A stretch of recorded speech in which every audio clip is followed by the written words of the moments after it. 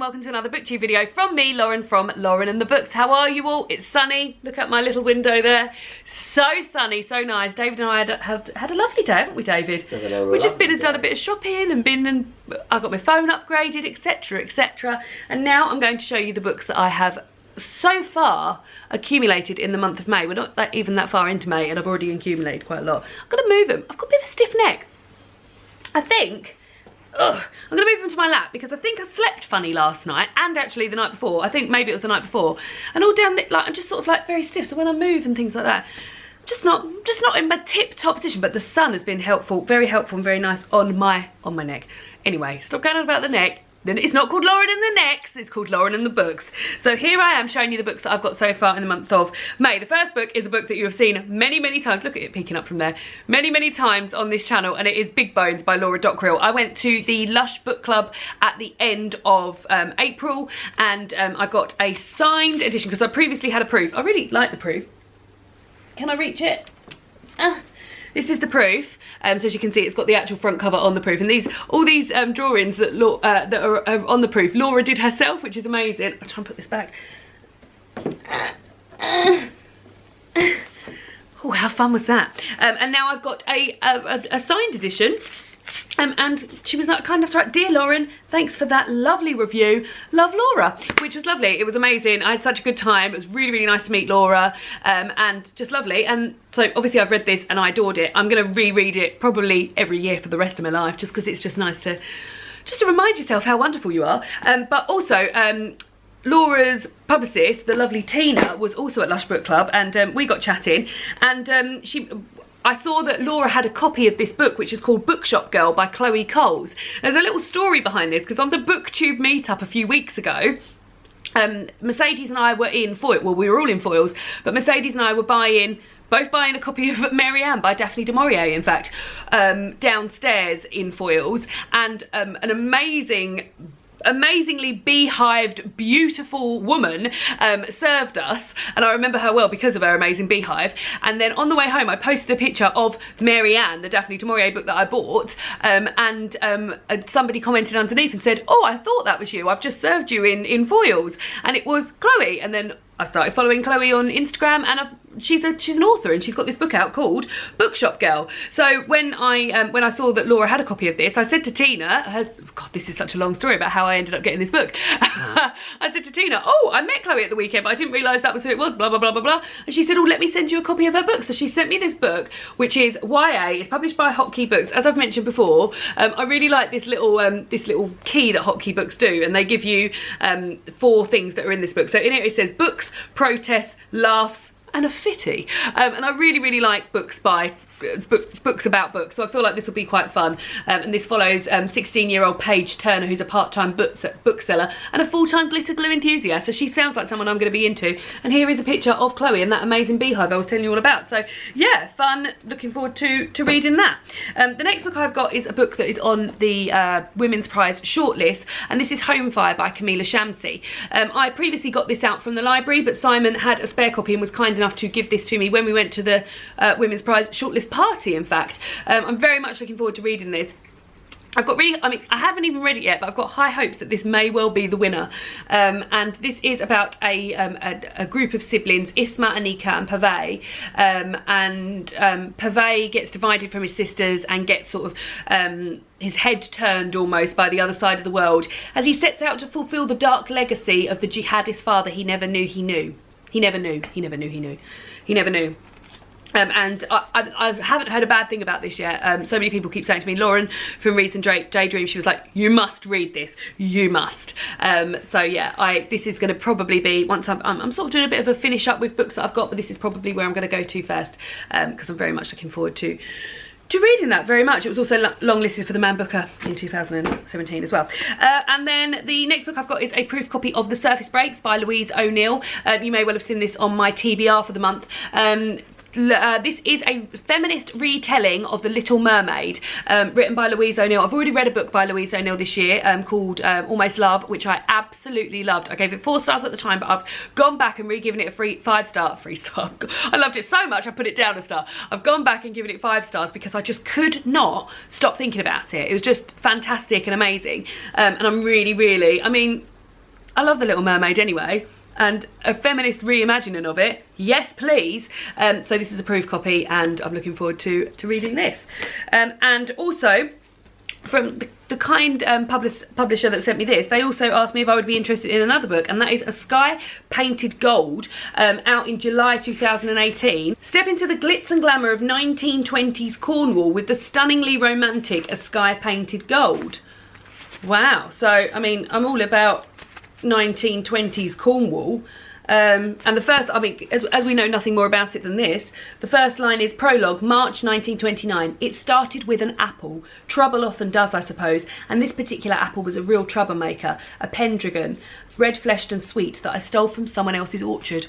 I feel intrigued by that. The next one is one that I've literally just bought today, and that is Girl Up by Laura Bates. I bought this for my best friend Emma for Christmas, and I'd always sort of like, when I bought it, I was flicking through it like, oh, I really, really want to read that. I have listened to Everyday Sexism by Laura Bates, and she has another book out at the moment called Misogynation, and this is basically just an amazing, it looks amazing, and it's just all about issues, women's issues and things that we have to deal with. I love the end papers. They're vaginas, guys, they are vaginas. Let me see if I can focus in on those vaginas. And yeah, it just looks amazing, and it looks really like multi, what's the word I mean? Like there's lots of different bits, so it's not just writing, it's got like a page of like, here, there's a page of different foods that you might enjoy. There's some pictures here of a woman before and after she's been airbrushed. There's graphs, there's big bits of things that say you can always change your mind, and I just feel like this is going to be something really valuable to me and enjoyable, and I'm looking through it now like I want to read it. And I think I'm going to also start this. I always like to have a fiction and a non-fiction on the go, and at the moment I haven't got any non-fiction on the go. I'm just about to finish off an audiobook. So, oh, I've just seen a picture of a cat there as well. Hold on. Oh, it looks like my old cat Tigger. Tigger, looks like Tinky Winky. I used to have a cat, when I lived with my mum and dad, I used to have a cat called Tigger and Pickle. They were ginger brothers, and I used to call Tigger Tinky Winky. There we go. But yeah, so that is probably going to be started very soon. I have now got, now this is exciting, I don't often get my hands on summer reads, but this is definitely going on my summer reads pile. This is published by Serpent's Tail, and it is a Scandinavian hot summer read called The Summer House by Philip Pear. Now this is a lovely postcard, which is lovely, and this is, I mean, already that cover is screaming Scandinavian, isn't it? So it's like a Scandinavian, a gripping family drama combined with lyrical Scandinavian beauty. I'll read you what happens.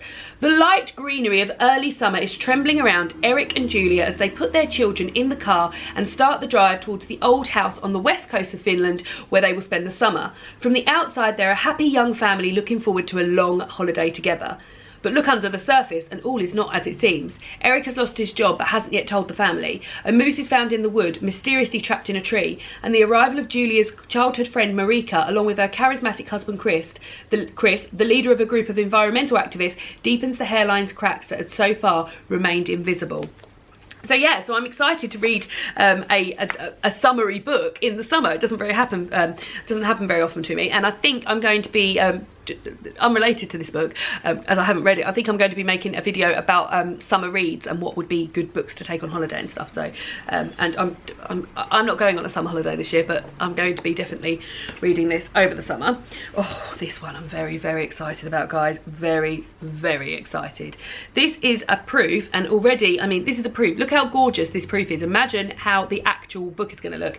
This is Hold by Michael Doncourt. It's out in July 2018, and it is published by Fourth Estate, and I am bloody pumped for this. So this here is exciting. It's about three girls, Belinda, Mary and Amma, and it's about their friendship. Now Belinda is summoned from Ghana to London. The author, Michael Doncourt, he is English, he's born in England, sorry, but he's got Ghanaian parents, and it follows Belinda, who's summoned from Ghana to London, and she's got to leave her friend Mary to befriend a troubled girl who shows no desire to her friendship. So it's about friendship, being in a country that you know nothing about. I cannot wait to read this. I've got so excited. On the back here it's got some sort of buzzwords.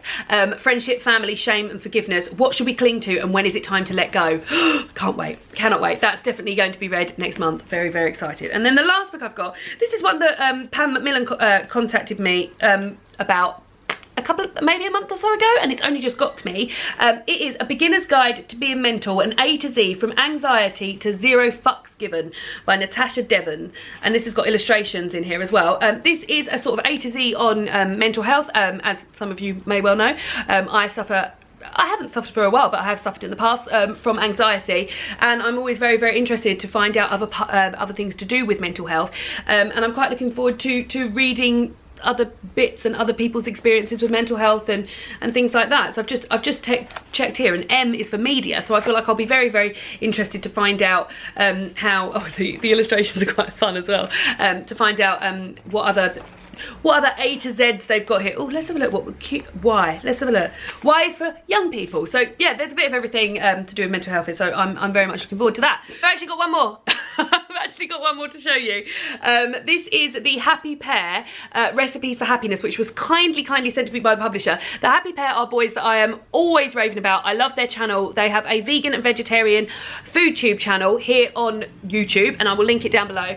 This is the third cookbook of theirs, and I own both of them. In fact, one of them, they're Irish twins, and once I was in Ireland for the release of the second one, and I bought it even though it was really heavy, and bought it back in my hand luggage because I wanted it like 2 weeks before everyone else got it over here. So I was very, very pleased to be sent this on the day that it got released. So I was very, very excited. Already I've cooked from it. Already we have had chickpea tikka masala, which we had last night. I'm just trying to find a photo of it. It looks delicious. Ours also. How did you find it last night, David? Chickpea tikka masala? Nice.